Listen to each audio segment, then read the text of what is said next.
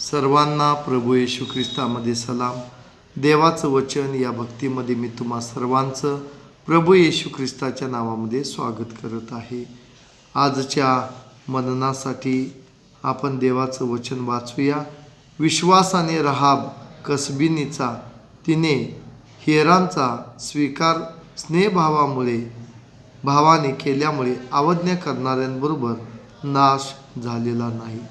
या ठिकाणी रहाब नावाची जी कसबीनी आहे, या कसबीनीनं मोठ्या विश्वासानं हेरांचा तिनं स्वीकार केला.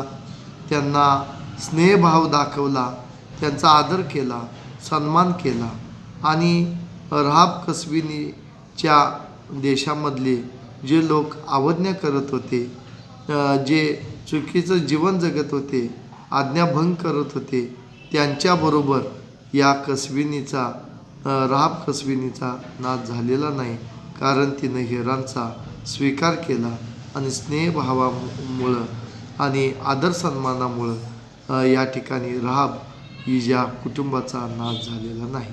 आणि म्हणून आपलाही नाश होऊ नये, आपलंही कुटुंबाचं तारण व्हावं आणि आपण देवावर विश्वास ठेवूया आणि आपलं सगळं जीवन आपण देवाला समर्पित करूया. आपण प्रार्थना करूया.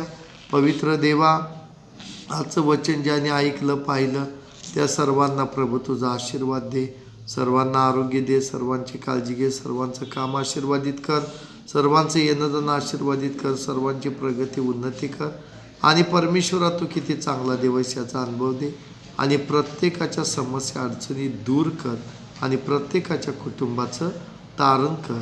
परमेश्वर बाप्पा, आम्ही तुझ्या आज्ञा मोडू नये, अवज्ञा करू नये, तर आम्ही आज्ञा पाळून चांगलं जीवन जगावं म्हणून तो आम्हा प्रत्येकाला सहाय्य आणि मदत कर. येशूच्याच नावामध्ये मागतो म्हणतो बाप्पा, आमेन.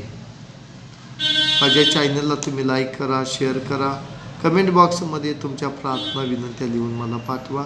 मी नक्कीच तुमच्यासाठी प्रार्थना देवाला करीन आणि देव तुमच्या सर्व प्रार्थनेचं उत्तर देईल.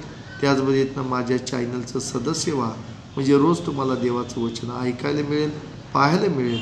ऐकण्याच्याद्वारे, पाहण्याच्याद्वारे तुम्ही रोज आणि रोज आशीर्वादित व्हाल. आमेन.